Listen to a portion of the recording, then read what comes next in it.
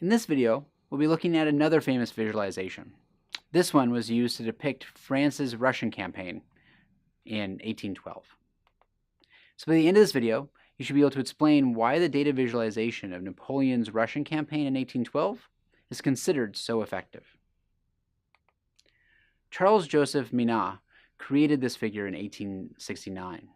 The title of the figure is, when translated to English, Figurative Map of the Successive Losses in Men of the French Army in the Russian Campaign 1812 through 1813. Minot was a successful civil engineer in France who was considered an early leader in using visualizations in engineering and statistics.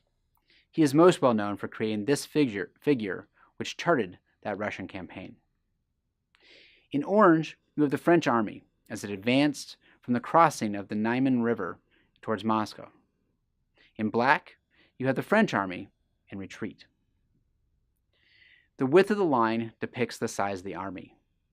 You could zoom in quickly to the Niemen River, where you'll find the army's size at the start and the end of the campaign. You can see almost instantly how disastrous the invasion of Russia was for the French.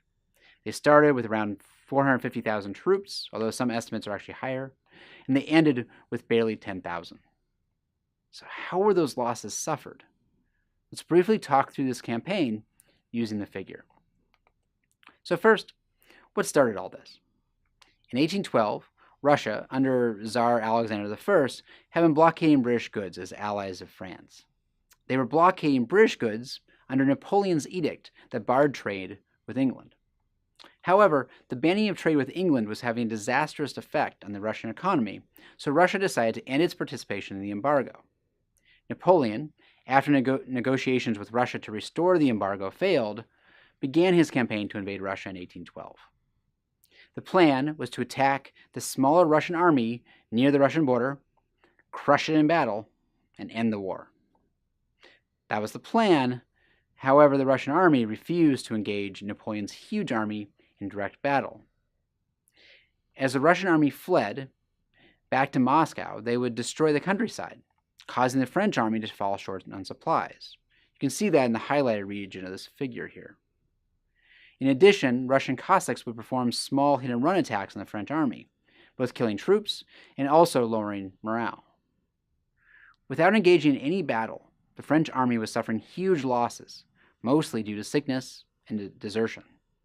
Napoleon finally got the battle he desired at the village of Borodino outside of Moscow. The battle was brutal, and ultimately France prevailed, but it did so without the decisive victory it desired. On September 14th, the French army moved into Moscow, only to find it deserted, and shortly, much of it was on fire. Napoleon had expected a Russian surrender when he entered Moscow, but he would never receive one. After waiting a month in Moscow to negotiate surrender, snow flurries began to fall. Napoleon realized his army could not weather the winter in Moscow. After leaving Moscow, the French army was attacked by the Russian army, which had received reserves and was now able to actually go on the offensive. Their presence forced Napoleon to flee using a northern route, which was problematic as winter continued to set in. Moreover, the Russian forces were able to attack the French army as they continued to flee. Conditions during the retreat were terrible. The troops lacked supplies, they were being attacked while they were fleeing, and they had to endure an early and harsh winter. On this figure are the temperatures the troops faced during their retreat. Temperatures were often below zero, and the army encountered a great deal of snow. So by the time Napoleon's army returned to their start, it was a tiny fraction of its former strength. Without the might of his former army, Napoleon's power in Europe would now come under challenge. So what makes this visualization so special?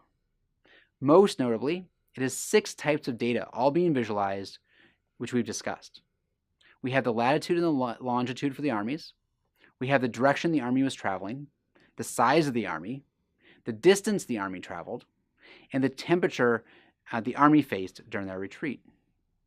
By encoding all these types of data, one figure is capable of presenting the story of how French losses during the Russian campaign in 1812.